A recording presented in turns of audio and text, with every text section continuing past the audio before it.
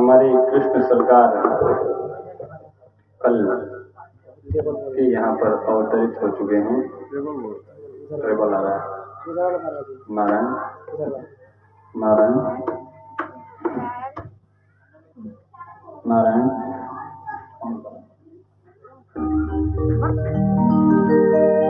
हमारे कृष्ण सरकार का जन्म कल कहाँ पर हुआ है?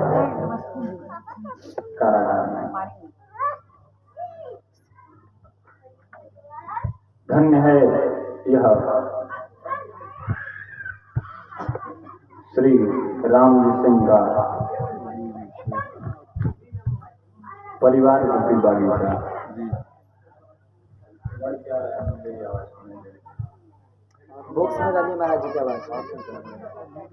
धन्य है मेरे मुख्य यजमान श्री राम जी सिंह और माता दादी माता श्रीमती कौशल्या देवी का यह परिवार रूपी बागीचा, जिसमें कल मेरे गोपाल मेरे बाकी बिहारी अपने परिवार सहित आए थे।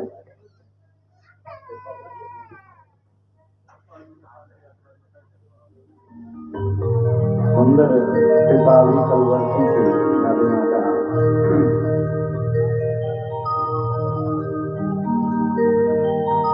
आज कारागार में जन्म लेने के पश्चात श्रीमद् भागवत में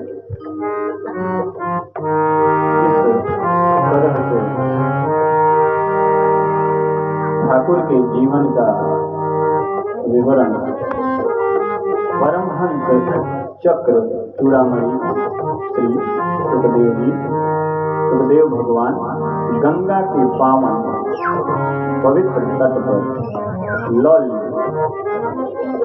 परिप्लावित आमरण अनशन पर विराजमान श्री चक्रवर्ती सम्राट परीक्षित जी को श्रीमद् भागवत की ज्ञान रूपी कथा को जो मुक्त प्रदान करती है।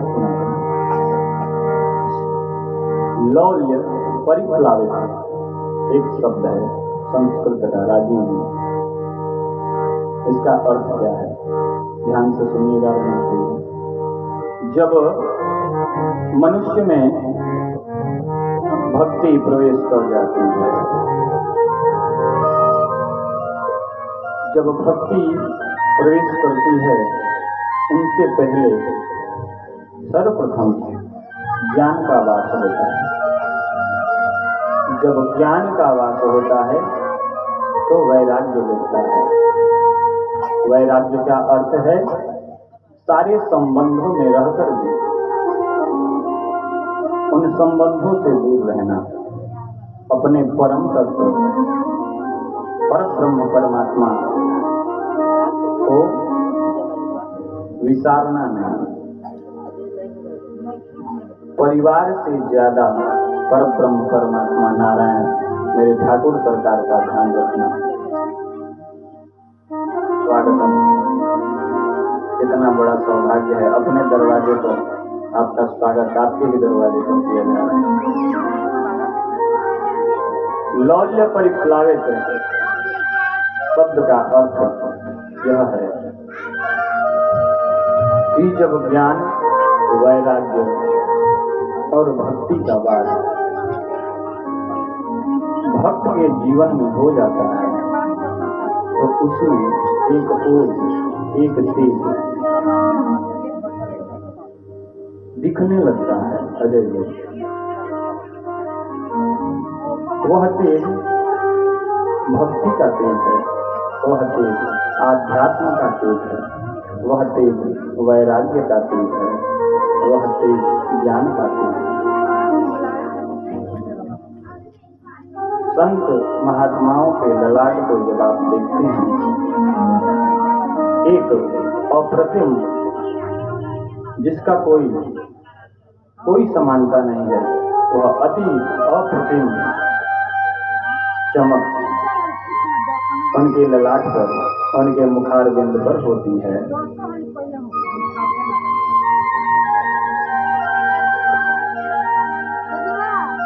उस चमक को, उस तेज को, उस ओज को लौल्य परिप्लावित तेज कहा जाता है। जब भक्ति के चरमोत्कर्ष पर रमेश भैया, जब भक्ति के चरमोत्कर्ष पर भक्त पहुंच जाता है, तब वह तेज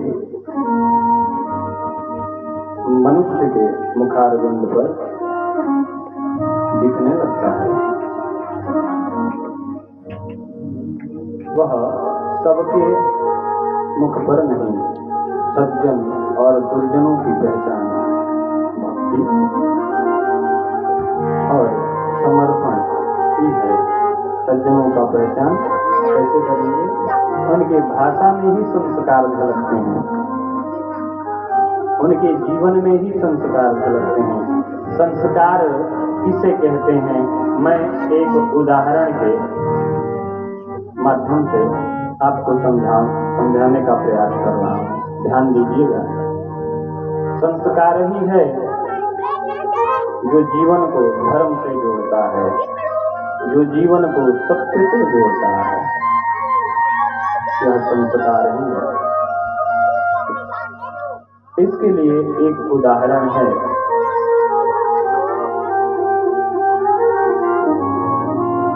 जब धरणी पर, धरती पर या कहीं आप जल गिराते हैं और जब वह जल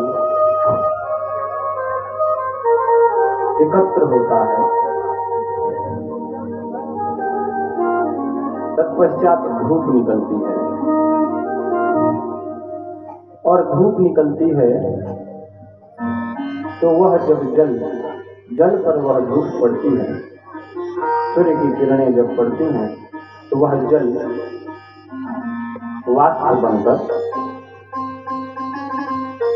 अंतरिक्ष में उड़ जाता है। लेकिन मार्कंडेय जी, वह जल अपना निशान छोड़ जाता है।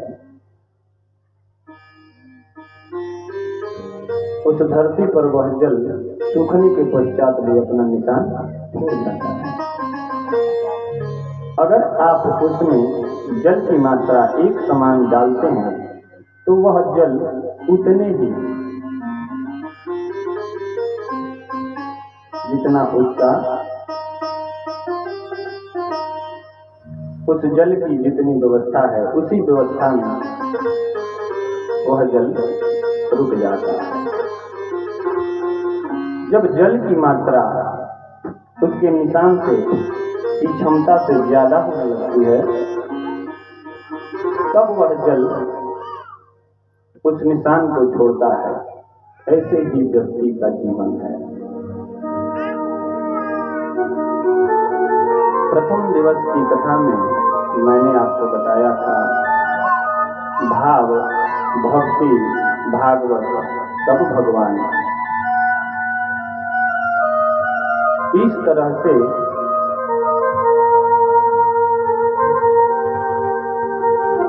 मनुष्य के जीवन में संस्कार भाव को जन्म देता है, तत्पश्चात भक्ति बनता है। भक्ति बनने के पश्चात वह भागवत का स्वरूप लेता है। रमेश भैया से जब हमारी मुलाकात हुई तो सबसे पहले रमेश भैया ने मेरा सम्मान किया। अपने से बड़ों का सम्मान, भक्तों का सबसे पहला पहचान है अपने से बड़ों का सम्मान वो झुक कर करते हैं। आज मैं प्रणाम के प्रकार को भी आपको बताऊंगा। प्रणाम कितने प्रकार से किया जाता है।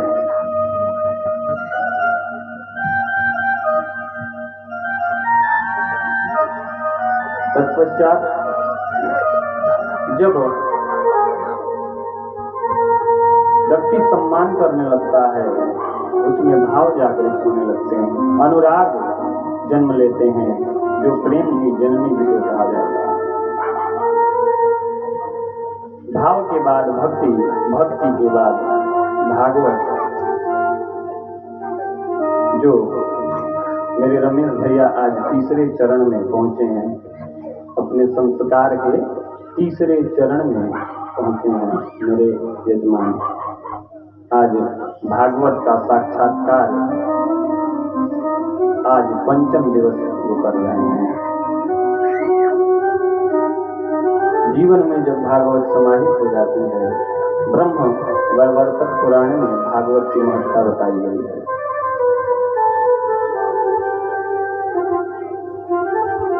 जब ज्ञान रूपी जल मनुष्य के जीवन में अधिक होने लगता है तो उनके संस्कार, उसके संस्कार समाज को दिखने लगते हैं, और जब वह संस्कार समाज को दिखने लगते हैं तब वह धर्मात्मा प्रसिद्ध होने लगता है। धर्म, अगर धर्म है, मार्कंडेय जी इस वाक्य को ध्यान से सुनिए, इस वाक्य को ध्यान से सुनिए। धर्म और धर्मात्मा को बढ़ाया नहीं जाता है।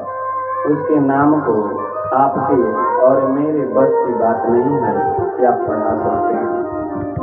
धर्मात्मा का जब धर्म उसके जीवन में चरमोत्कर्ष पर जाने लगता है, वह चाहे किसी भी जाति का हो, किसी भी धर्म का हो, उसकी प्रसिद्धि बढ़ने लगती है। कल आपने कथा में श्रवण किया था, भगवान को जिस स्वरूप में आप बुलाएंगे वह उसी स्वरूप में आते हैं। काष्ठ में अगर आप उनको समझते हैं तो वह काष्ठ रूपी ही हैं। अगर पत्थर की शिलाओं में आप ढूंढते हैं तो वह पत्थर की शिलाओं में मिलते हैं। वह करुणा निधान वरुणालय कितने पावन हैं, कितने पवित्र, प्रेम जिनका आश्रय है, भक्तों का आश्रय प्रेम है, और प्रेम के साक्षात प्रतिरूप हमारे श्री कृष्ण महाराज। बोलिए कृष्ण भगवान जय हो।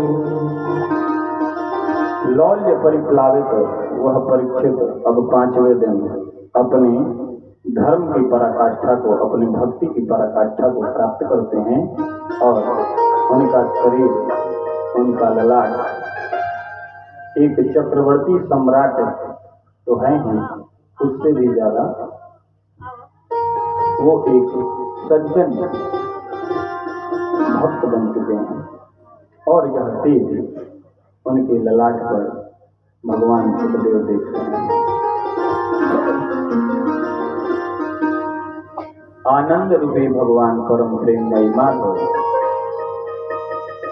श्री परम प्रेममयी प्रेम रूपी गोपाल, जिनका मूल रूप ये केवल 3 स्वरूप हैं। आप लोगों ने भागवत के प्रथम श्लोक में सुना था। श्लोक सच्चिदानंद रूपाय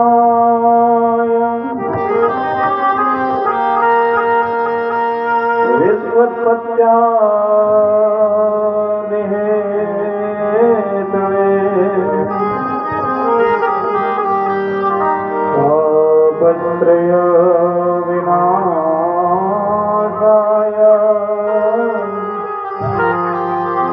श्रीकृष्णाय वयं नमः। सच्चिदानंद रूपाय, सत चित्त आनंद, एक परम प्रेममयी आनंद आपको समझ भैया आज अनुभव हो रहा होगा। वो आनंद कहीं मिलने वाला नहीं है। कल जो आप लोगों ने भक्ति का आनंद का रसपान किया था, वो रसपान कहीं मिलने वाला है? वह रस, वह रसास्वाद कहीं मिलने वाला है? भगवान कृष्ण, भगवान गोपाल के जन्मोत्सव का रसपान कहीं मिलने वाला है? ठाकुर सरकार कहीं मिलने वाले हैं? मिलने वाले हैं। न मंदिर में है, न लकड़ियों की मूर्तियों में है, न शिलाखंडों में है।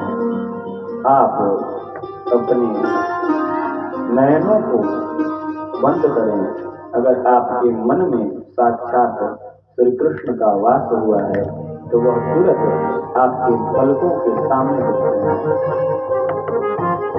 खुले आंखों से तो मनुष्य दिखते हैं, बंद आंखों से मेरे परम पिता परमेश्वर भगवान श्री कृष्ण, मेरे गोपाल, मेरे कुंज बिहारी दिखते हैं।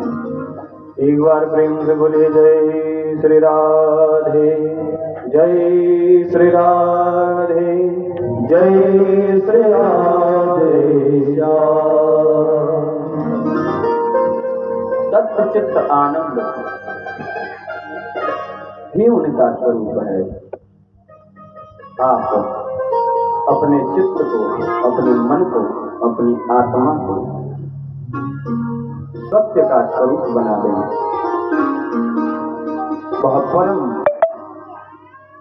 आनंद आपके जीवन में श्री कृष्ण का साक्षात स्वरूप लेकर इस संसार में, इस आपके मन में, आपके जीवन में सदैव विद्यमान है। तुलसीदास कहते हैं, मंगल भवन अमंगल हारी, उमा सहित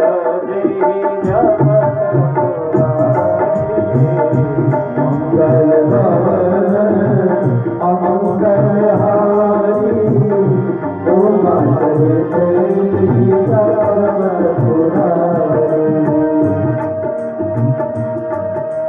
जय सच्चिदानंद जग पावन,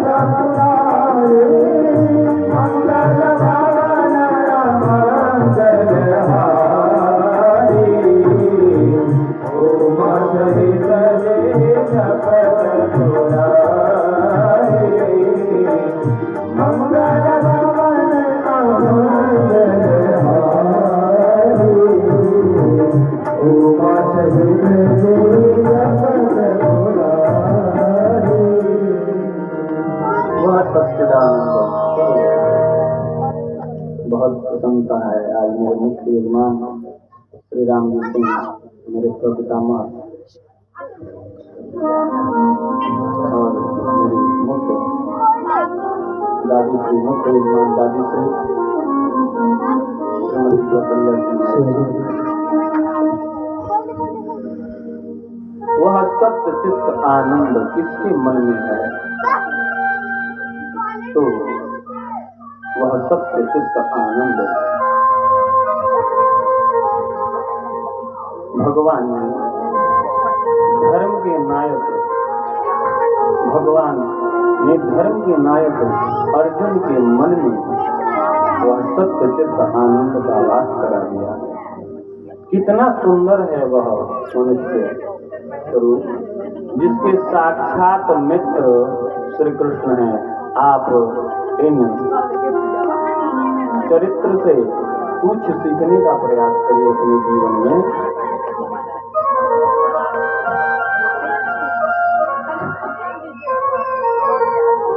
जिसके सखा मेरे श्री कृष्ण हैं, वह अधर्म से लड़कर विजय को प्राप्त करता है, और जिसके सारथी भगवान, जिसके सखा श्री कृष्ण बनते हैं और उसके सारथी भी श्री कृष्ण बनते हैं। अर्जुन के रथ के, अर्जुन के जीवन के सारथी श्री कृष्ण बने हैं, तो हमारे और आपके जीवन के तो सदैव सारथी और मित्र हैं। इसलिए मैं कहता हूँ, गुरु बनाना है तो शिव को बनाओ, मित्र बनाना है तो मेरे श्याम को बनाओ। आपके जीवन में कल बताया था ना, राम 12 कला और श्री कृष्ण 16 कला।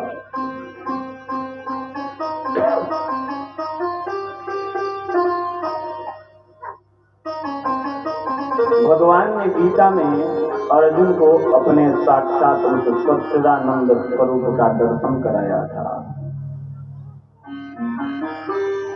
और अगर मैं सच्चे मन से आप लोगों को यह भागवत की कथा श्रवण करा पा रहा हूं,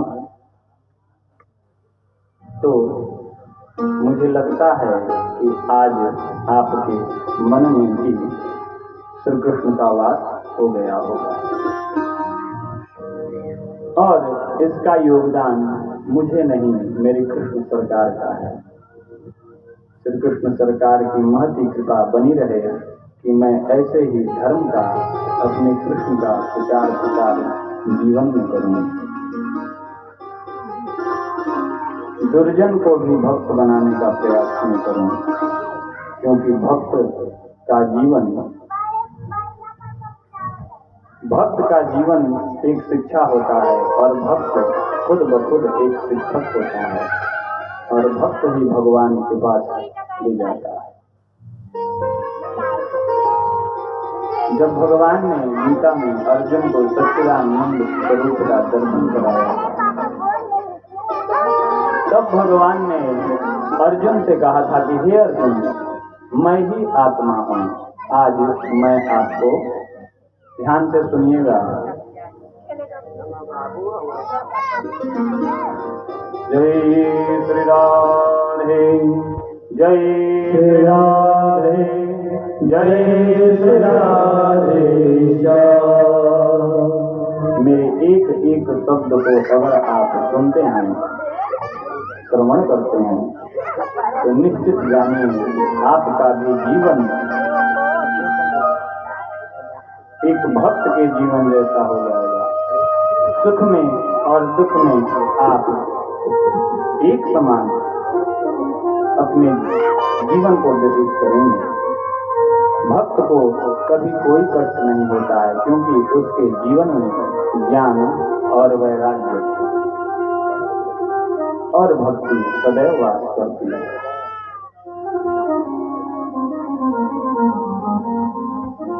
शास्त्रों में वर्णित है,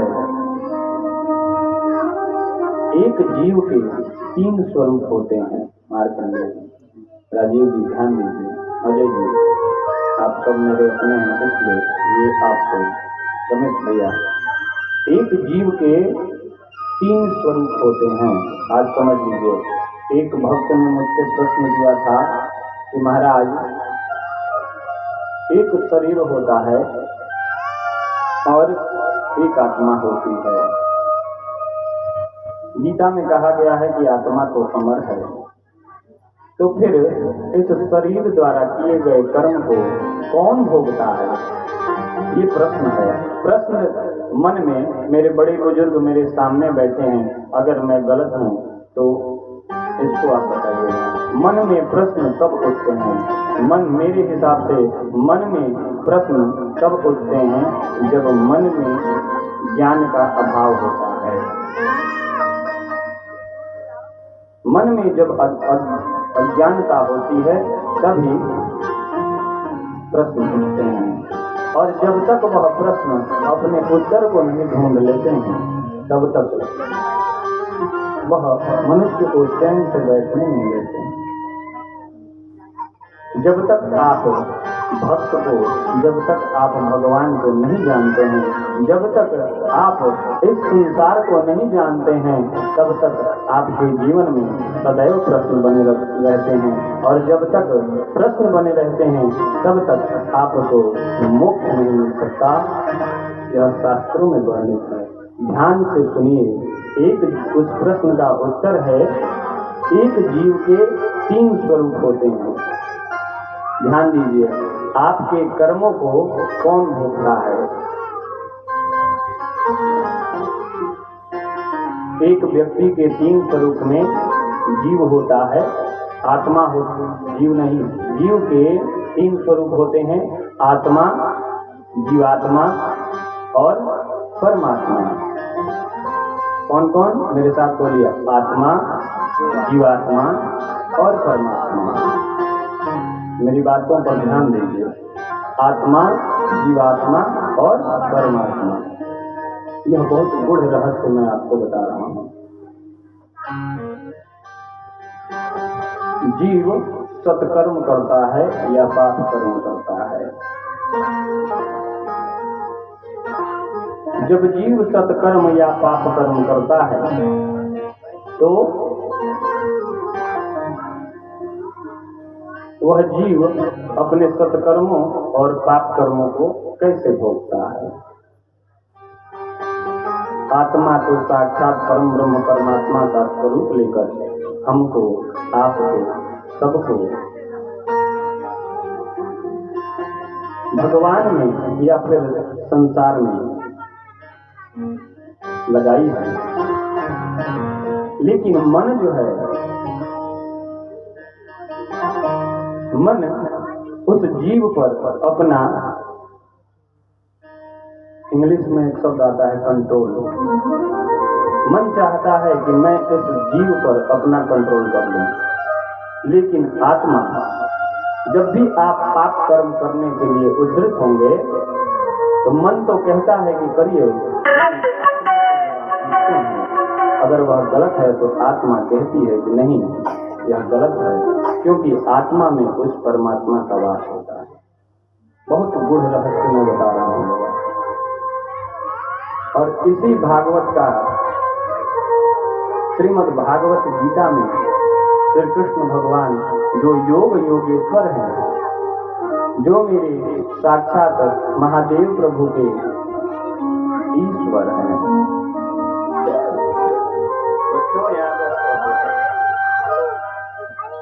मेरे महादेव के जो ईश्वर हैं, योगियों के जो योगेश्वर हैं,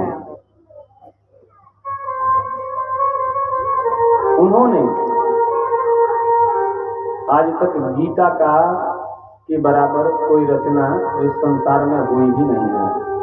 पूरे संसार में भारत का यह सौभाग्य है कि यह गीता रूपी ज्ञान जो आपके मन में वैराग्य को, आध्यात्म को, भक्ति को और इस संसार से मोह को मिटाता है, वह भारत में ही उस महाभारत के काल में हुआ था और उसका बराबर इस संसार में कोई नहीं कर सकता है। इसलिए क्योंकि वह योगेश्वर के शब्द हैं, वो श्री कृष्ण के शब्द हैं।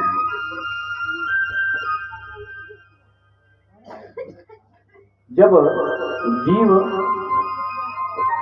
पर मन अपना कंट्रोल करने का प्रयास करता है तो आत्मा उसे रोकती है।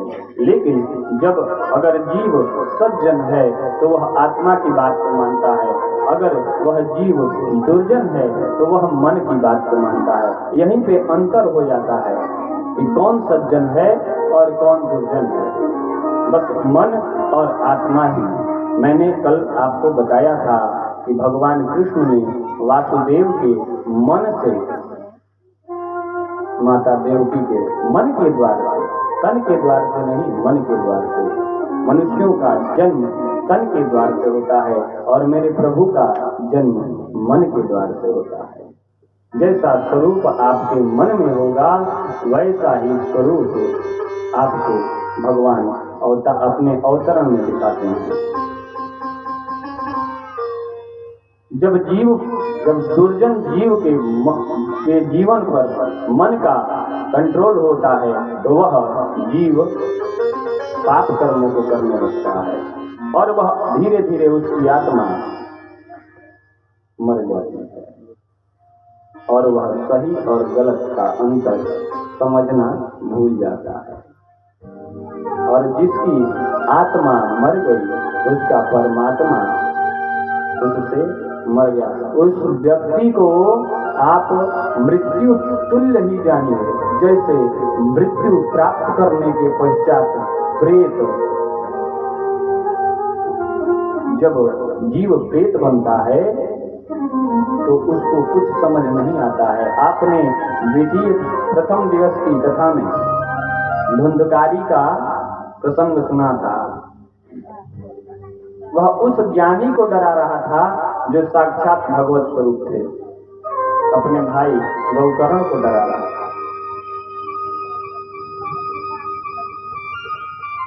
मन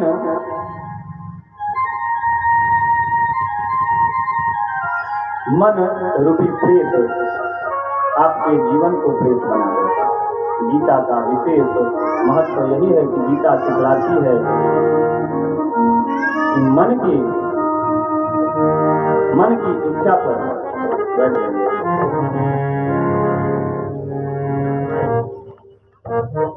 डॉक्टर श्री जेपी शुक्ला के घर से मेरे भाई आए हैं। इस प्रकार से मन के द्वार से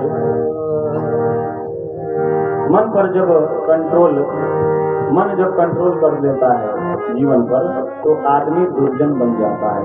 लेकिन जब वह जीव आत्मा के बातों को श्रवण करता है और आत्मा की बातों को सुनता है, तो वह सज्जन बनने लगता है और धीरे धीरे भक्त बनता है। फिर भगवत स्वरूप होता है। तत्पश्चात वह भगवान को प्राप्त करता है और उसे मोक्ष मिलता है। ठाकुर की ऐसी कृपा है। तो सही और गलत अपने अंदर ही है, इसका ध्यान दीजिए।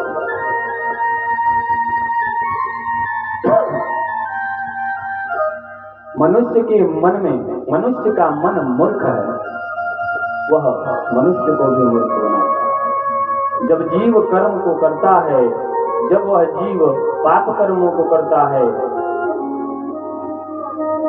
तो उस जीव के कर्मों को उसका जो जीवात्मा है, वह जीवात्मा उस पाप कर्मों को भोगता है और आत्मा नवीन शरीर को धारण करती है।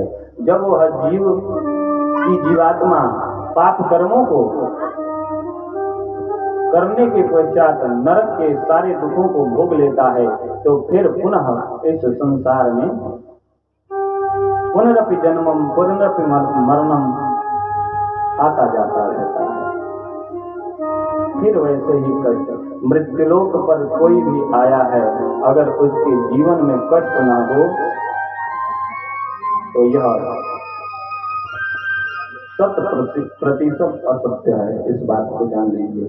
मृत्युलोक पर आने का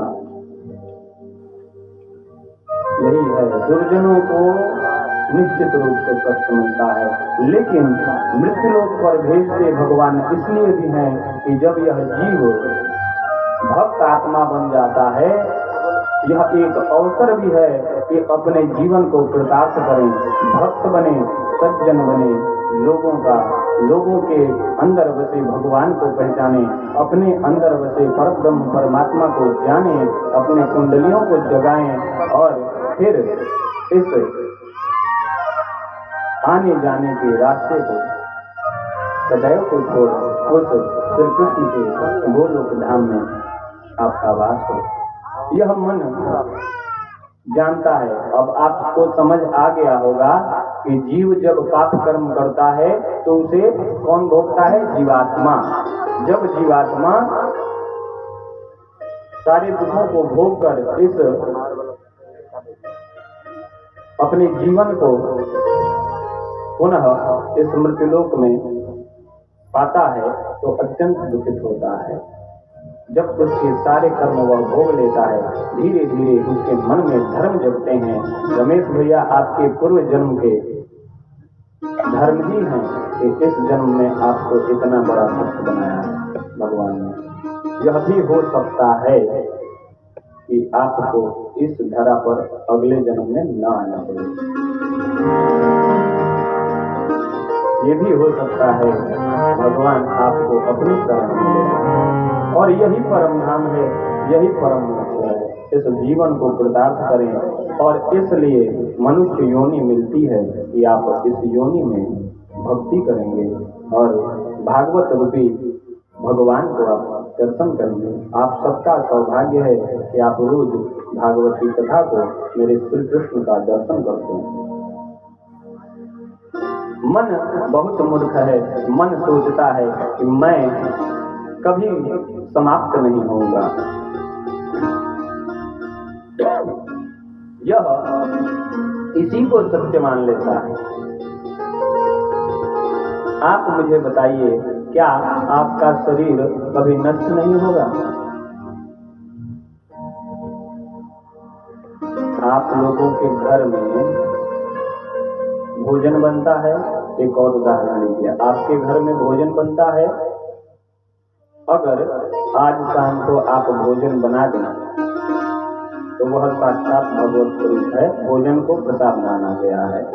अगर वह भोजन आज बच जाता है और उसको कल आप फ्रिज में न रखकर ऐसे छोड़ दें, आपका फ्रिज भी उस समय एक उसका भी एक लिमिट है, इतने दिन तक। तो यह भोजन जब खराब हो जाता है तो यह भोजन से बना शरीर कितने दिन रुकने वाला है, इसका भी एक नियत समय है। और यह समय आपको इसलिए मिला है कि अपने जीवन को कृतार्थ करें। किससे? भक्ति से, नारायण के नाम से, नारायण की शक्ति, श्री राधा रानी, राधा सरकार के नाम को जपने से। मेरे साथ बोलिए, जय श्री राधे, जय श्री राधे, जय श्री राधे। राधे का नाम लिए इधर से क्या भी सुन रहा है, ये साउंड बॉक्स भी सुन रहा है। यह मन रूपी मोह को कबीरदास कैसे लिखते हैं? हम ना मरी है संसार, हम ना मरी है संसार, हमको मिला जीवन अपारा, हम ना मरी है संसार। यह मूर्ख मन इस शरीर को समझाता है कि हम कभी नष्ट नहीं होंगे। जो बच्चा अपने आप को बहुत चतुर बनता है वह अपने बड़ों का मजाक करता है। एक वृद्ध व्यक्ति को यह व्यासपीठ मंच की ऐसी गरिमा है, इस व्यासपीठ मंच पे जो बैठता है वह सत्य और असत्य के ज्ञान को समाज के सामने प्रस्तुत करने का की शक्ति यह भागवत इसको प्रदान करती है। यही राजीव जी कल कह रहे हैं। यह शरीर समझता है कि मैं समाप्त नहीं होऊंगा, यह मन उसको समझाता है। वह सोचता है कि मुझे तो अपार जीवन मिला है। कोई बच्चा होता है तो वह अगर दुर्जन है, उसे संस्कार नहीं मिला है, तो वह अपने पूर्वजों का मजाक, वृद्ध पूर्वजों का मजाक उड़ाता है। वह ये नहीं समझता है कि उसका भी जीवन कभी वैसे आएगा।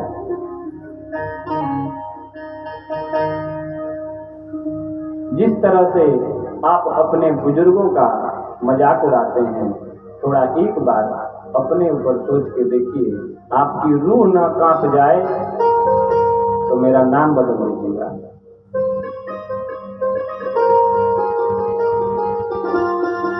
इस बात को आज से अपने मन में धारण कर लीजिए। बुजुर्गों से बड़ा भगवान। स्वस्तिवाचन में हम लोग जब स्वस्तिवाचन बोलते हैं, स्वस्तिवाचन में 33 कोटि देवताओं का नाम दिया गया है। स्वस्ति नः इंद्रो वृहस्पतिः, स्वस्ति नः पूषा विश्ववेदाः।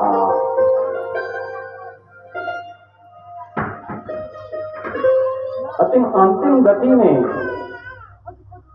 मातृ पितृ चरण कमलेभ्यो नमः। तत्पश्चात आते हैं इष्ट देवताभ्यो नमः, कुल देवताभ्यो नमः, ग्राम देवताभ्यो नमः, स्थान देवताभ्यो नमः। भगवान के बाद अगर इस संसार का कोई भगवान है तो वह कौन है? वह माता पिता है। और मेरा सौभाग्य है कि मुझे ऐसा शिष्य मिला है जो अपने माता पिता को ही सब कुछ समझता है। एक बार प्रेम से बोलिए जय श्री राधे, जय श्री राधे, जय श्री राधे श्याम। आप लोगों से करबद्ध प्रार्थना है कि जब भी मैं राधे जी का नाम लूं, पीछे से बैठे मेरे गार्जियन भी राधे का नाम लें।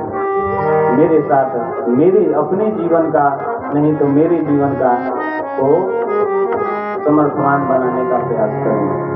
मैं आपके ही घर का हूँ। मेरे साथ एक बार प्रेम से बोलिए जय श्री राधे, जय श्री राधे, जय श्री राधे श्याम।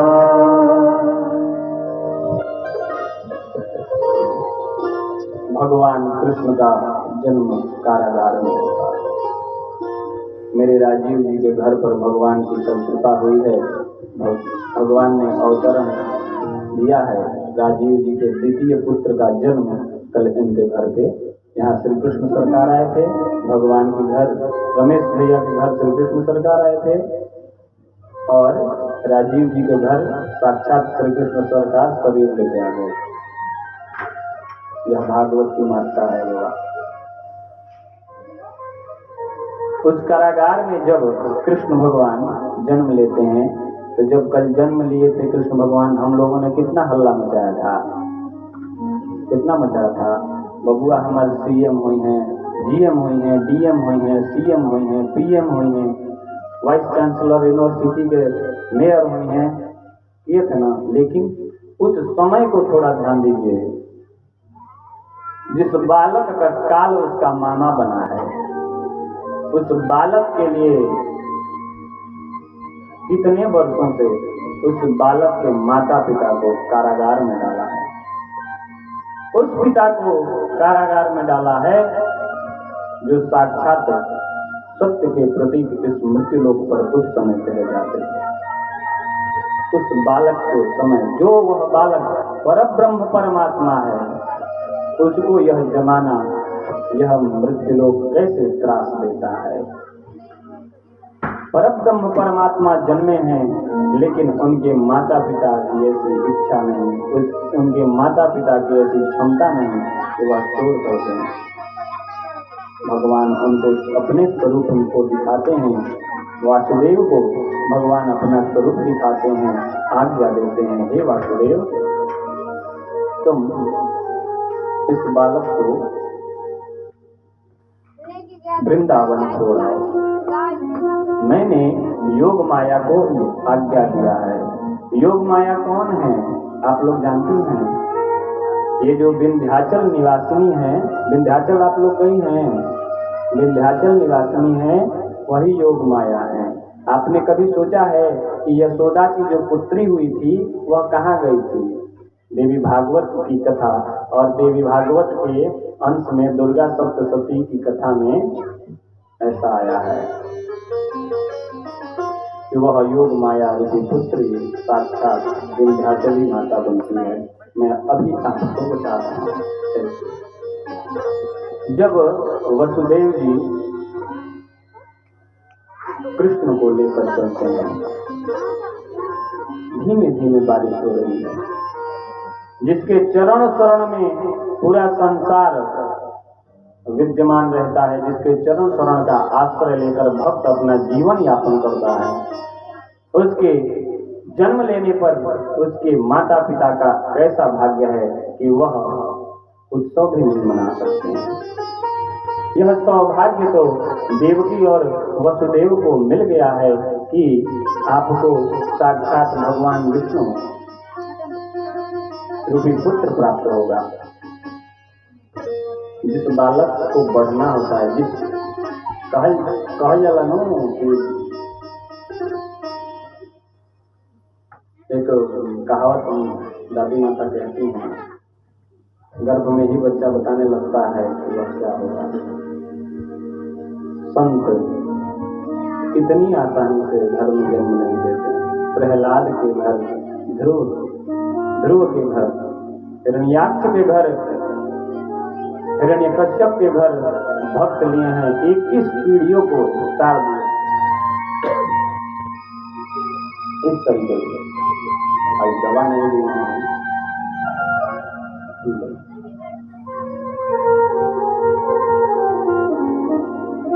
वह सच्चिदानंद स्वरूप जो है, उनके जन्म का उत्सव देवकी और वसुदेव के भाग्य में है।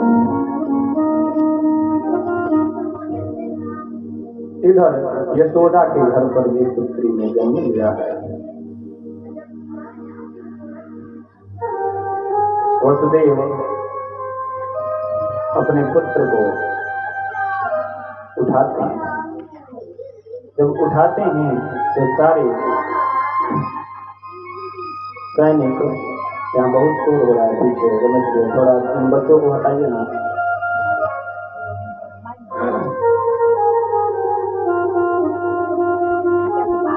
कारागार के सारे सैनिक निद्रा में, गंभीर निद्रा में सो जाते हैं। सुने होंगे आप लोग, कारागार के जितने भी ताले हैं सब खुल जाते हैं। चमत्कार होता है जब भगवान अवतार लेते हैं। चमत्कार कौन करता है?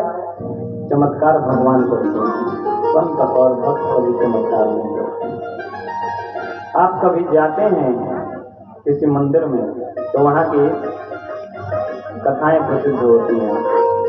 फलाने के मंदिर में मैं गया था, वहाँ ये हो रहा था। आज भी बद्रिकाश्रम का भोग समाप्त नहीं होता है। वहाँ का झंडा हवा के विपरीत दिशा में फहराता रहता है। साक्षात प्रमाण है। वृंदावन के निधिवन के जो पेड़ हैं वह ऊपर की ओर नहीं जाते हैं। पेड़ हमेशा ऊपर जाते हैं ना, लेकिन वृंदावन के जो निधिवन के जो पेड़ हैं वह नीचे की ओर जाते हैं। संत, वृंदावन के संत कहते हैं कि यहाँ के पेड़ भी श्री कृष्ण को नमस्कार करते हैं। आप वृंदावन जाइए तो निधिवन अवश्य जाइए। वहां पर शायद प्रेम मंदिर या कोई मंदिर है, अभी हम जाएंगे। वहां पर चमत्कार दिखता है। रात्रि में बिस्तर लगता है, पान रखे जाते हैं, भोजन रखा जाता है, दातून रखी जाती है और 7 दरवाजों में बंद किया जाता है उस कमरे को। और जब सुबह वहाँ के पुरोहित जब उस मंदिर को खोलते हैं तो वह भोजन खाया हुआ मिलता है, वह बिस्तर अस्त व्यस्त मिलता है, वह पानी खाया हुआ मिलता है और दातून किया हुआ मिलता है। यह चमत्कार भारत में ही हो सकता है। भक्ति बस भारत में ही विद्यमान है। देखिए, भक्ति भारत में ही विद्यमान है और भारतीय जहाँ गए हैं वहाँ भक्ति को लेकर गए हैं। अच्छे अच्छे लोग आज भक्ति कर रहे हैं, पश्चिमी देशों के लोग।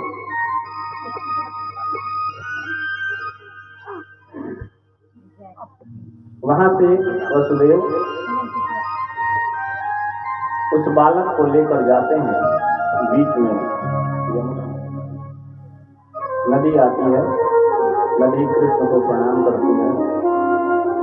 फिर वहां से वसुदेव उस बालिका को लेकर यहाँ पहुंचते हैं। अब मुख्य धारा में चलते हैं। कृष्ण को वहां रख के रात्रि काल में वसुदेव अपने कारागार में वापस आ रहे हैं और अपने पुत्री को, वह यशोदा के पुत्री को देवकी के स्थान पर रखते हैं। दरवाजे पुनः बंद हो जाते हैं, ताले से जितने भी हैं बंद हो जाते हैं। सैनिक निद्रा से जागते हैं और कंस को, अत्याचारी कंस को यह सूचना देते हैं कि यशोदा देवकी और वसुदेव के पुत्र नहीं पुत्री हुई है, आप कृपया चलिए।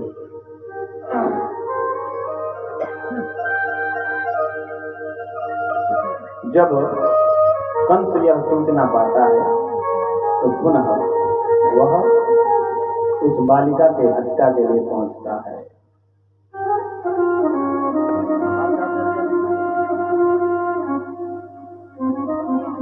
वहां पहुंचता है और देवकी से उस बालिका को छीन लेता है। उस बालिका को जब अपने हाथों में लेता है और उसको शिलाखंड पे पटकने का प्रयास करता है, वह बालिका उसके हाथ से छूटकर आसमान में माता दुर्गा का ध्यान करती है। माता दुर्गा का स्वरूप लेती है। बहुत सुंदर पूजन में हम लोग गाते हैं, दुर्गा का स्तोत्र गाते हैं। देवी दुर्गे उमा विश्वजननी रमा मातु तारा,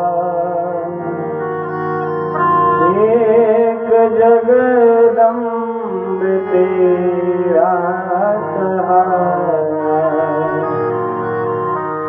देवी दुर्गे उमा विश्वजननी रमा मातु तारा, एक जगदम्ब तेरा सहारा। माता दुर्गा योग माया अपने अवतार में कंस को के सामने प्रकट होती है और उसको बतलाती है कि हे कंस, हे दुष्ट, तू भ्रम में है, तुझे तो मारने वाला इस धरा पर जन्म ले चुका है और वह जहां उसको पहुंचना चाहिए वहां वो पहुंच चुका है। कंस को जब यह बात पता लगती है तो वह बहुत अशांत हो जाता है। फिर जैसा कि मैंने बताया, माता विंध्याचल का स्वरूप लेकर, विंध्याचली माता का स्वरूप लेकर विंध्याचल में उसका भी समय है, मनवंतर में आगे जन्म।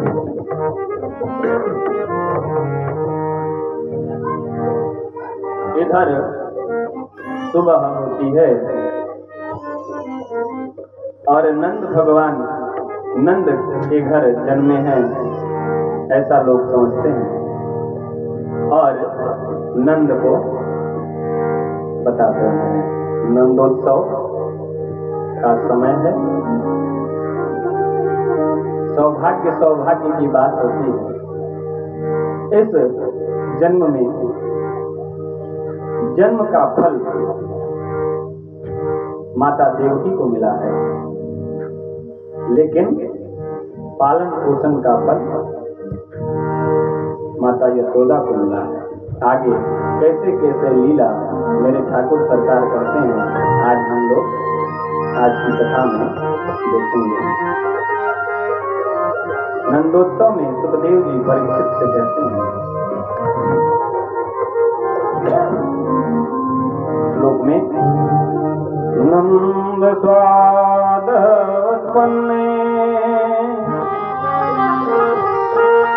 जात अहलादो महामना, आहु विज्ञान वेद ज्ञानम नातः सूर्येऽलं कृतः। सुखदेव ने कहा, नंद के यहाँ आत्मज बन के भगवान पहुंचे हैं। आत्मज वो किसके हैं? वसुदेव और देवकी के हैं। लेकिन इस बार कृष्ण 16 कला लेकर उत्पन्न हुए हैं वह जन्म में भी अपनी कलाओं को दिखाए हैं। जब आत्मज बन के नंद के घर प्रकट हुए हैं तो नंद के घर के अंदर आनंद नहीं परमानंद प्रकट हुए हैं। आनंद के चरमोत्कर्ष को दीदी परमानंद कहते हैं। और वह परम आनंद कब प्राप्त होता है? जब भगवान साक्षात स्वरूप लेके आपके सामने प्रकट। आप इस जीवन में बस आनंद को प्राप्त करती हैं। परम आनंद तो वह परम हंस जब आपको साक्षात दर्शन देते हैं तब आपको परम आनंद मिलता है। और नंद और यशोदा के कैसे भाग्य हैं कि आज परब्रह्म परमात्मा भगवान विष्णु साक्षात कृष्ण का स्वरूप लेकर उस बालक का स्वरूप लेकर उनके घर जन्म लेते हैं।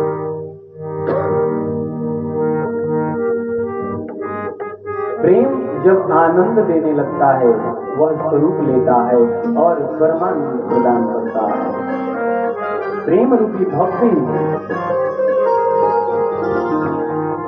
जब आनंद देने लगती है तो परम आनंद रूपी भगवान आपकी आंखों के सामने नयन के सामने दर्शन देते हैं। जैसे भक्त प्रहलाद और भक्त दो को और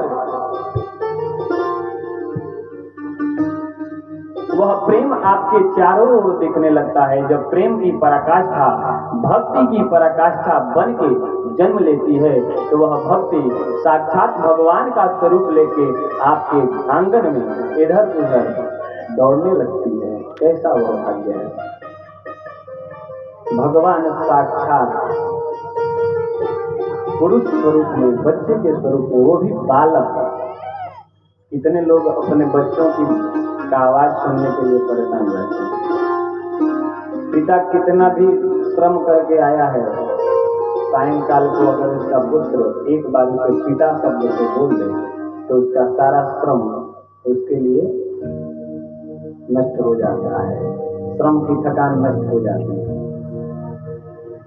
और वह अपने बेटे के प्रेम में पड़ जाता है। एक कथा मैं आपको सुना रहा हूँ, वृंदावन की कथा है। एक संत थे और संतों का नाम भी विचित्र होता है। जो जितना बड़ा संत होगा उसका उतना विचित्र नाम होगा। एक संत हुए हैं वृंदावन में, उनका नाम है हंसिएगा मत, इसलिए कि हंसेंगी तो आगे आप लोग लज्जित हो जाएंगे, इसलिए हंसिएगा मत। हमने के बलिया वाला लिट्टी के संग का खानी जा, उनका नाम ही चोखा मेला लिखा है। इतने बड़े संत हुए हैं,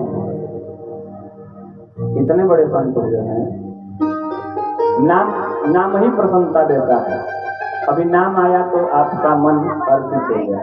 संतों की यही पहचान है। नाम आया हंसा दिया। वह निम्न जाति के हैं, ध्यान से सुनिएगा। वह निम्न जाति के हैं, मतलब छोटी बिरादरी। वृंदावन में श्री कृष्ण सरकार की इस मतलब कलयुग की कथा है। श्री कृष्ण सरकार के का पूजन बड़े बड़े पंडित पुजारी वहां कर रहे हैं और चोखा मेला जी का भी रति भगवान में हो गया है, लेकिन उनको मंदिर में घुसने ही नहीं दिया जा रहा है। वह मजदूर थे, मतलब श्रम करते थे, जो भी उनको धन मिलता था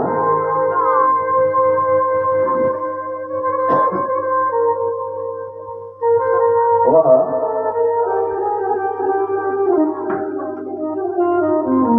एक दिन वह रोज ठाकुर को भोग लगाकर अपने घर पे, जैसे पुजारी घुसने नहीं देते थे मंदिर में, तो अपने घर पर ही ठाकुर का वो भोग लगाकर खाते थे। एक दिन उनके मन में इच्छा हुई कि आज कुछ भी हो जाएगा, आज मैं अपने ठाकुर को उनके मुख में प्रसाद को खिला कर आऊंगा। श्रम करने से जो मजदूरी मिली है उस मजदूरी को बाबा लेकर चले हैं और उससे प्रसाद खरीदे हैं। लड्डू जैसे आज राजीव जी ठाकुर जी के लिए लाए थे मिष्ठान, वैसे ही वो लड्डू लेकर चलते हैं। जब मंदिर में जाते हैं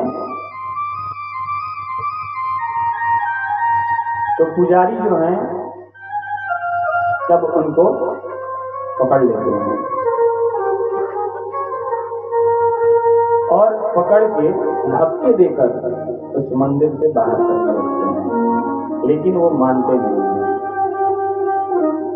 भक्त को देखिए, जिसका जिसमें प्रेम हो उसको अगर आप उससे दूर करेंगे तो उसको मृत्यु जैसा कष्ट होता है।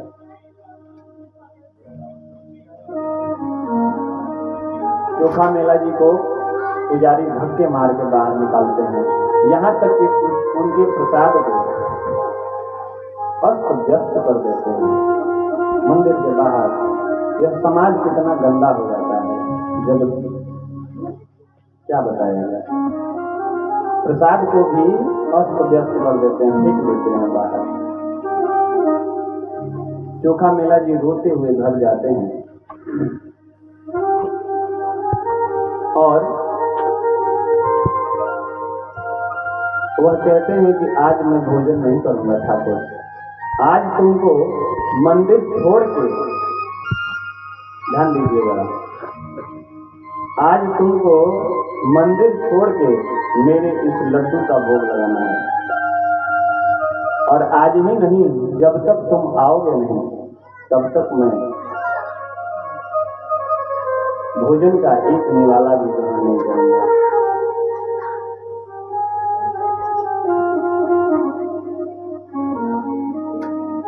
एक रात्रि में 4 प्रहर होते हैं। 4 प्रहर में प्रथम प्रहर बीत जाता है। 9 से 10 बजे के समय को प्रथम प्रहर कहा जाता है, मतलब गोधूली के बाद।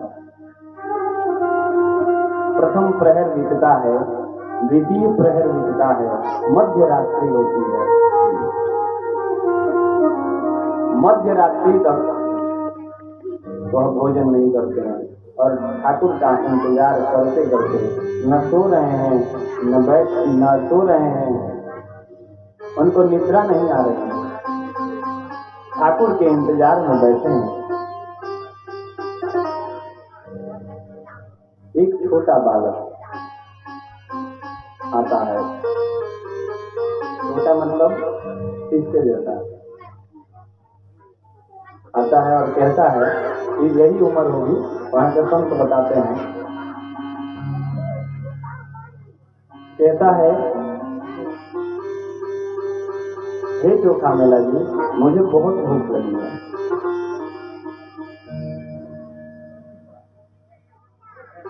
क्या आपने भोजन कर लिया है? अगर आपने भोजन कर लिया है और भोजन बचा नहीं है तब तो मैं चला जाऊंगा, लेकिन अगर बचा है तो मैं आपके हाथ से ही भोजन को प्राप्त करूंगा।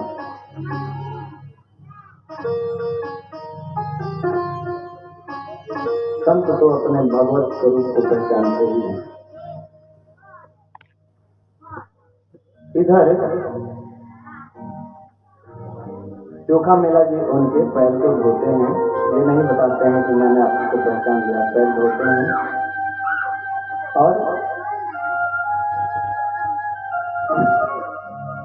उनको उचित स्थान देते हैं और पुनः अपने हाथों से उनको लड्डू खिलाते हैं।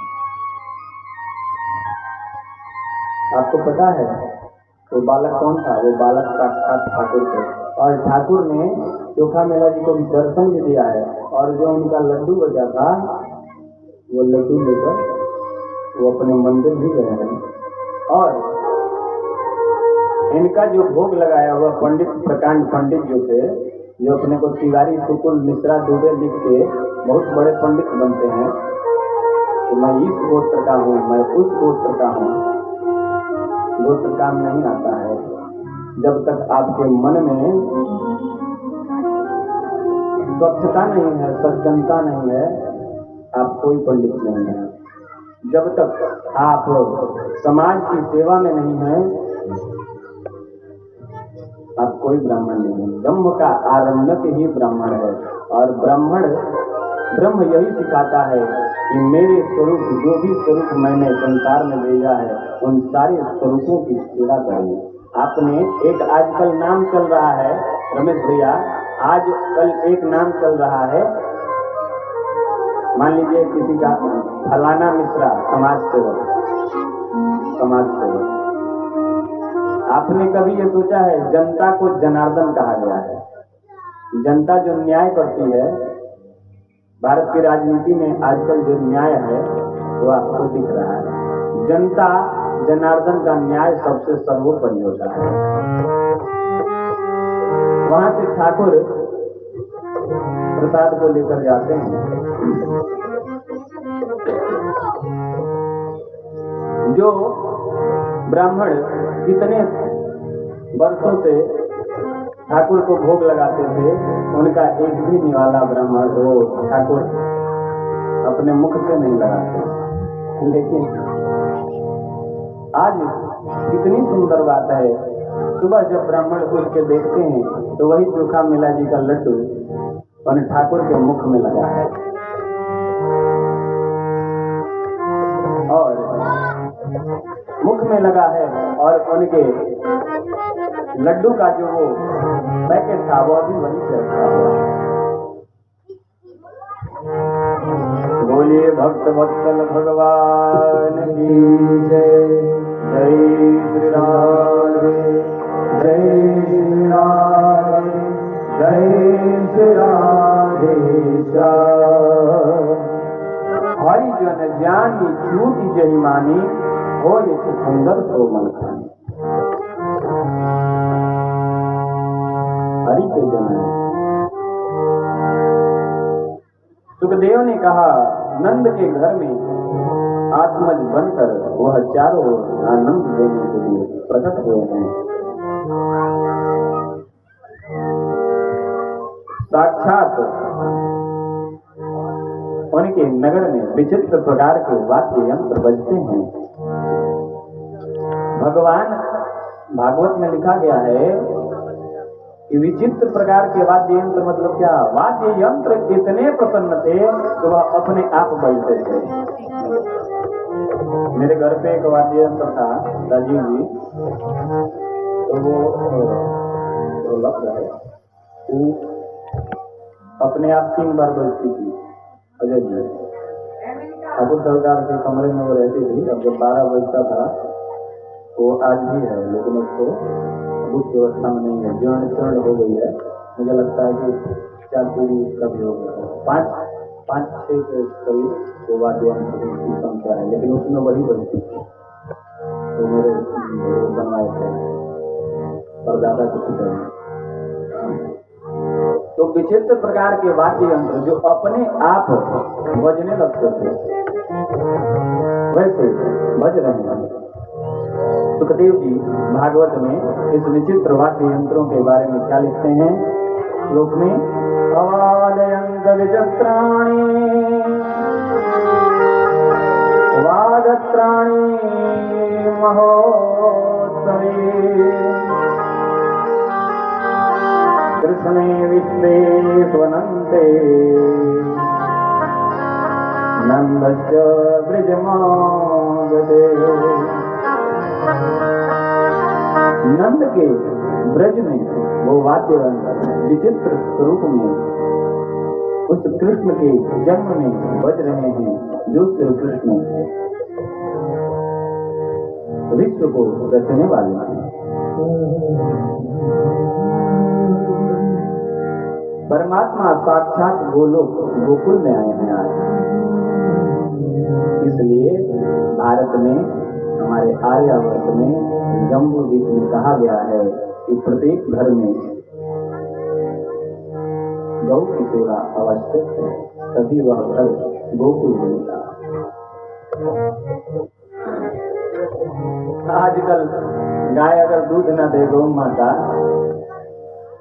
आजकल तो मैंने ये सुना है कि क्या गाय रखनी है, दूध खरीद कर पिएंगे। नहीं जानते हैं तो जान लीजिए, शास्त्रों में वर्णित है।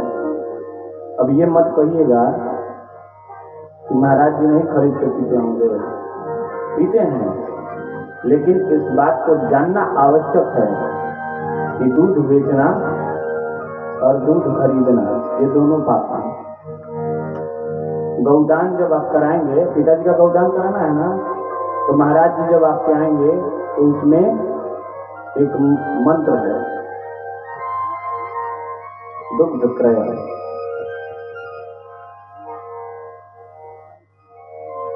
लेकिन समाज कैसा हो गया है, अगर घर को गोकुल बनाना है तो एक गाय अवश्य रखते हैं, इसलिए कि गाय साक्षात पृथ्वी है।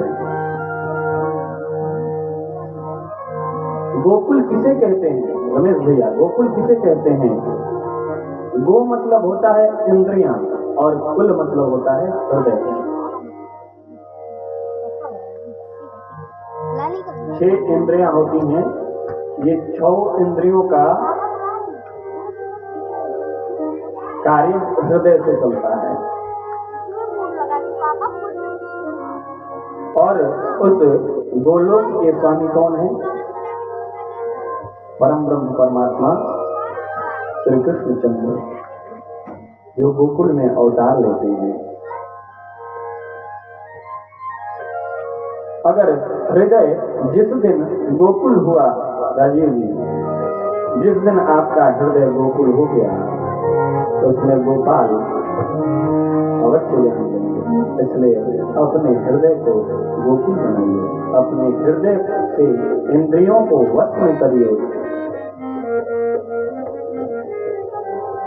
जो व्यक्ति अपने जीवन में अपने इंद्रियों पर काबू पा लेता है, उसके तीनों स्वरूप आत्मा, जीवात्मा और परमात्मा एक हो जाते हैं। मृत्युलोक हो, स्वर्गलोक हो, कोई भी लोक हो, वह सदैव अपने भक्ति के आनंद में रमता ही रमता रहता है, उसको किसी चीज से मतलब नहीं। सुखदेव कहते हैं कितना सुंदर श्लोक है, जीवन को गोकुल बनाइए। श्लोक में कहते हैं यशानो मकर कुंडलो चारुकर्णो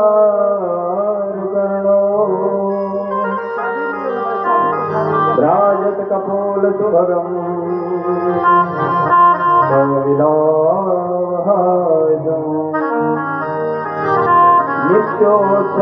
नित्योत्सवमानः त्रिपुत्रचितवेपे वन्दो नारयो नराश्च मुदिताकुपितानमैषः। प्रेम जब आनंद का स्वरूप लेता है तो वहाँ तो हर दिन जीवन का उत्सव ही उत्सव है। भगवान का वास होता है। हम लोगों का धर्म ऐसा है कि इसमें रोज उत्सव है। विदेशी लोग कहते हैं कि भारत में हमेशा उत्सव ही मनाया जाता है। रंग बिरंग रंगों का देश भारत।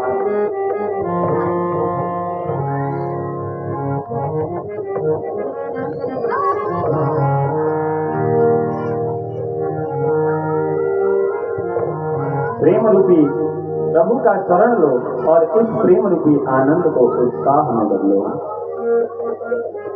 लेकिन यहाँ क्या है, कोई तन से दुखी है तो कोई मन से दुखी है।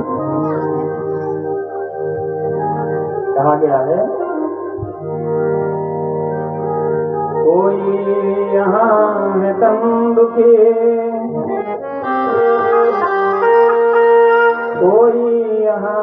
मन दुखी, कोई रहत उदास, थोड़े थोड़े सब दुखी, पर सुखी राम के दास।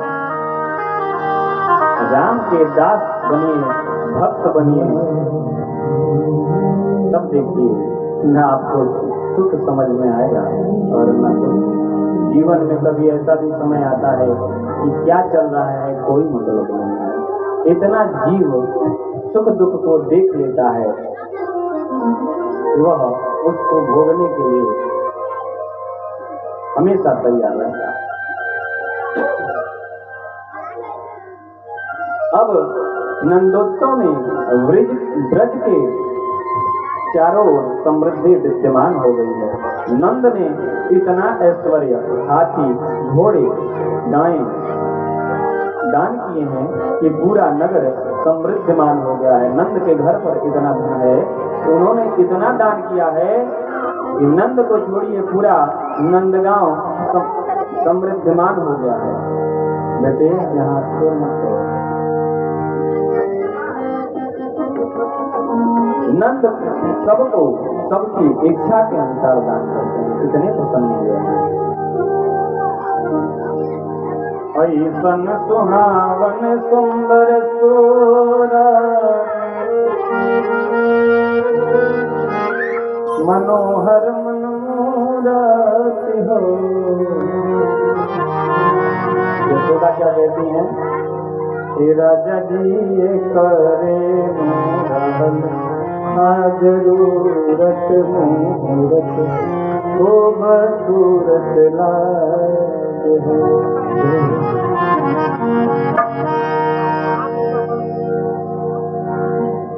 जिसके घर में वृद्धावस्था में बालक जन्म ले, ऐसन सुहावन ऐसन मनोहर लागे मूरत, सुहावन सुंदर सूरत, सुहावन सुंदर सूरत हो।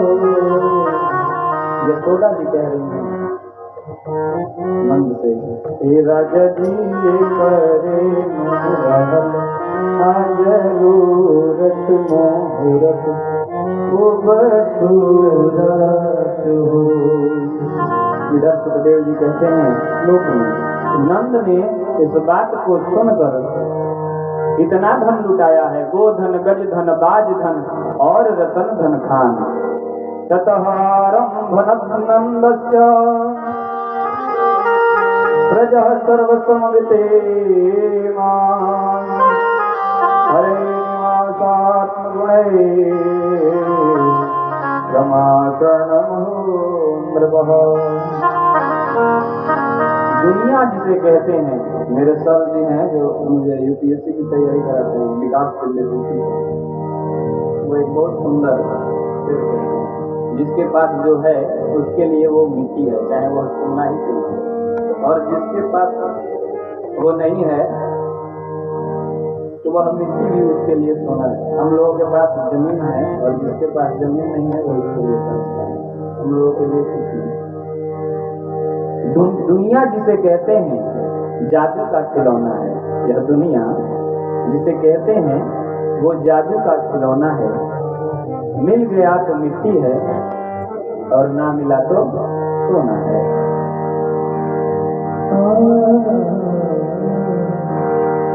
दुनिया जिसे कहते हैं जादू का खिलौना है, जिसे कहते हैं जादू का खिलौना है।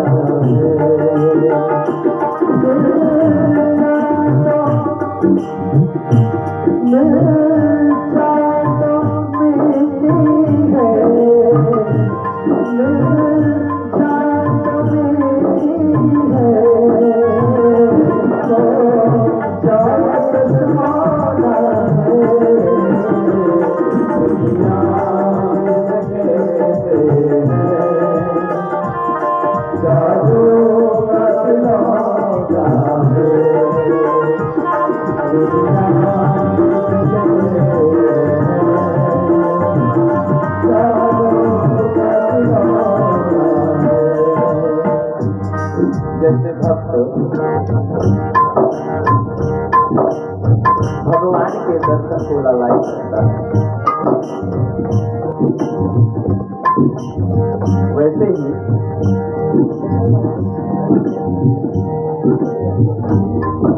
बादल बरसात के दीवाने और वह बरसात अगर किसी छत पे बर्फ पड़े और किसी छत पे ना बरसे तो जिस छत पे बरस गई है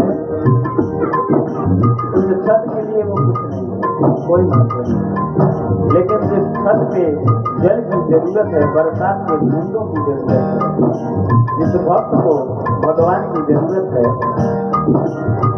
वहाँ भगवान ना आए उसके लिए वो बहुत बड़ी चीज है। बरसात का बादल तो दीवाना है, बरसात का बादल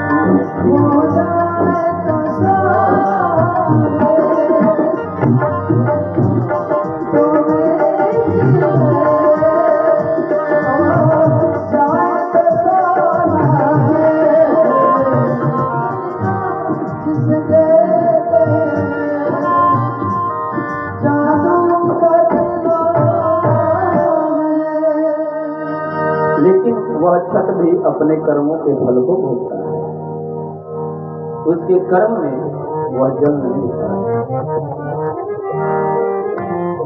लेकिन यहाँ ब्रजवासियों का कितना फल है, कितना पुण्य है, जहाँ साक्षात श्री कृष्ण बालक का स्वरूप धारण करके आते हैं। भगवान शिव भी उस दर्शन के लिए इस ब्रजधाम में पधारे हैं।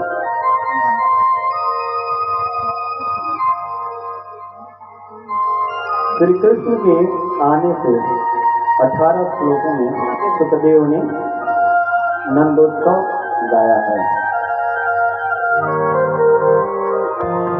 और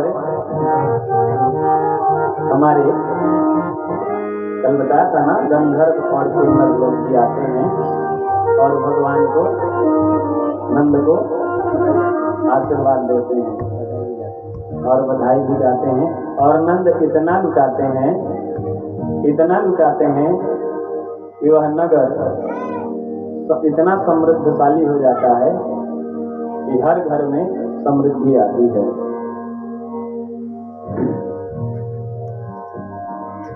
वह कैसे गाते हैं? हमरा जनता बबुआ जियम हुई है, नानाई तो दियम हुई है हो। डिस्ट्रिक्ट मजिस्ट्रेट हमरा जनता बबुआ जियम हुई है, नानाई तो अरे दियम हुई है हो। फिर उसमें से एक उठ के कहते हैं कि ना ना, ये राजा जी हिंद के सितारा ना, हमारा बुझाता कि वो करोले बड़का पियम हुई है हो। राजा जी हिंद के ईता सीएम होई है बोले बड़का जीएम होई है जीएम होई है ना। इस बालक के का ऐसा लक्षण है, ये जीएम नहीं ये डीएम होगा ना, ये भी छोटा है, तुम गलत बोल रही हो। एक कहता है ये डीएम तो बहुत छोटा है, इसके जो लक्षण है ये इस हिंदुस्तान का सितारा सीएम बनेगा। सीएम मतलब मुख्यमंत्री। तब तक फिर एक पीछे से आता है नहीं, इसके तो लक्षण सीएम नहीं पीएम बनने के हैं, प्राइम मिनिस्टर प्रधानमंत्री।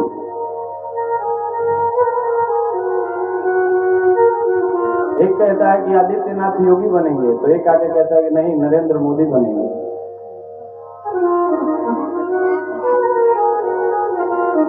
उसी में एक आते हैं तो कहते हैं कि मिल्टन हुई है कि शेक्सपियर अजय बाबा के माय डियर हो।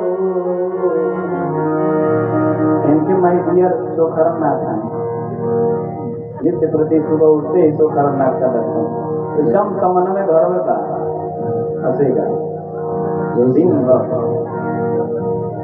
मिल्टन और शेक्सपियर बहुत बड़े विद्वान थे अंग्रेजी में। मिल्टन हुई है कि शेक्सपियर सबके माई डियर हुई है हो।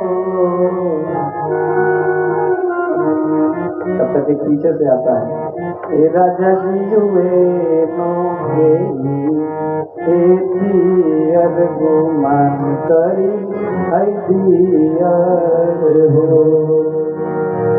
यूएनओ मतलब पूरे विश्व का समूह है, विश्व के देशों का समूह है।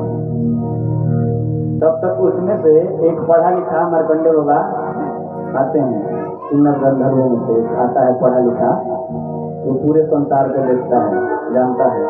क्या कहता है, वही वाइस चांसलर यूनिवर्सिटी के मेयर लंदन सिटी के मेयर लंदन सिटी के हो। तब तक एक फिर आता है, कहता है राजा जी ओ माँ से कितने गारमेंट्री के हीरा हमारा मिट्टी के हो। हमारा माटी के इलाल होम सेक्रेटरी गारमेंट्री विश्व के सबसे बलशाली देश थे। तब तक शिकारी बाबा आते हैं, क्या कहते हैं, कहल हमारे 100% हुई हैं, बेस्ट स्टूडेंट हुई हैं, बेस्ट स्टूडेंट हुई हैं हो। ये सब कैसे बनेंगे, जब एक अच्छे छात्र बनेंगे तब न बनेंगे। आशीर्वाद देते हैं शिकारी बाबा। कहल हमारे 100% हुई हैं, बेस्ट स्टूडेंट हुई हैं, बेस्ट स्टूडेंट हुई हैं हो। ये राजा जी हुई हैं शिकारी अस ब्रिलियंट, इंडिया के प्रेसिडेंट हुई हैं हो। प्रेसिडेंट मतलब राष्ट्रपति। हमारे राष्ट्रपति कौन है, रामनाथ कोविंद। कहल हमारे 100% हुई हैं, शिकारी ब्रिलियंट हुई हैं। एक विदेशी एमपी में तो कहता है ये राजा जी कैम्ब्रिज के टॉपर स्टूडेंट हुई हैं, इंडिया के प्रेसिडेंट हुई हैं हो। मेरी छोटी छोटी बहनें बैठी हैं, भगवान करे इनका एडमिशन कैम्ब्रिज में हो।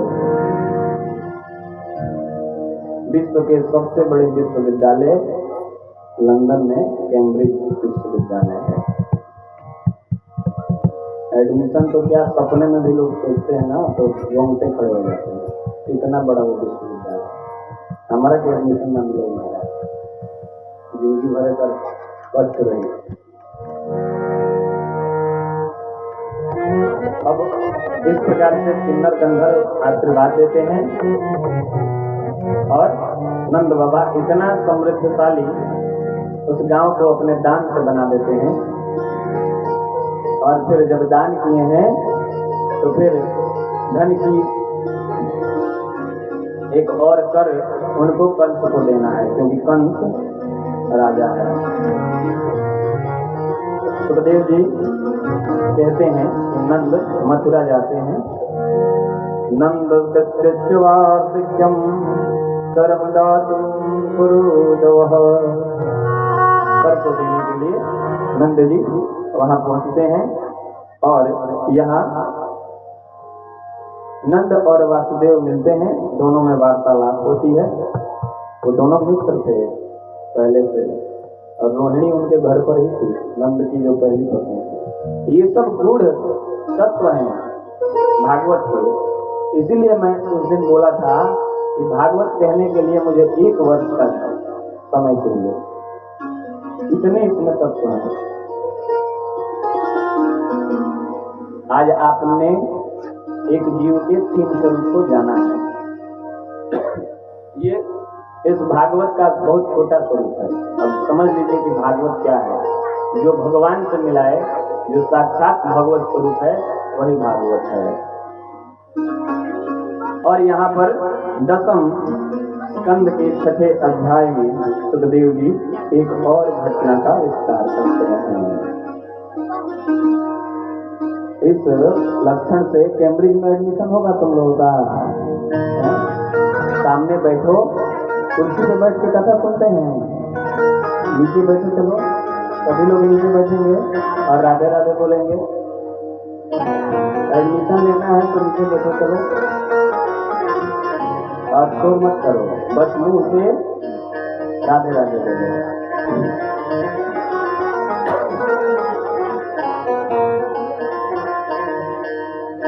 जब कंस को यह पता चलता है कि मुझे मारने वाला ब्रज में है,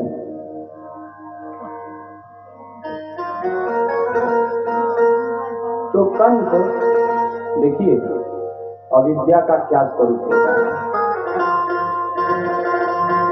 विद्या में और अविद्या में अंतर है। विद्या आपके जीवन को चरमोत्कर्ष कर ले जाती है और अविद्या आपको जीवन में अज्ञान रूपी अंधकार की ओर ले जाती है। और यह जो शक्ति कंस उस बालक को मारने के लिए भेजता है, यह शक्ति अविद्या का साक्षात स्वरूप है।